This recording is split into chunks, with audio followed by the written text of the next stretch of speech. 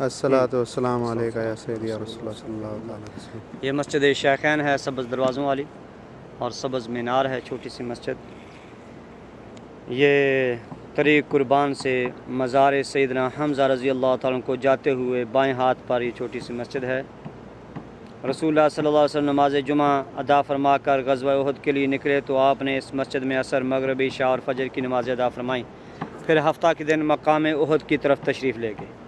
کتاب وفاء الوفا، جلد نمبر 3، صفحہ نمبر 865۔ اسی جگہ سے رئیس المنافقین عبداللہ بن ابی سلول اپنے 300 ساتھیوں کو لے کر مدینہ واپس لوٹ گیا۔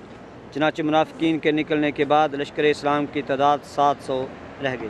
اسی جگہ پر بعض صحابہ کرام کو کم عمری کی وجہ سے واپس کر دیا گیا۔ چنانچہ حضرت سمرہ بن جندب اور حضرت رافع بن خدیج رضی اللہ تعالیٰ عنہما روک دیے گئے۔ عرض کیا گیا کہ یا رسول اللہ صلی اللہ علیہ وسلم، رافع اچھا تیر انداز ہے، اس لیے وہ بھی رکھ لیے گئے۔ پھر سمرہ کی نسبت کہا گیا کہ وہ کشتی میں رافع کو بچھاڑ دیتے ہیں۔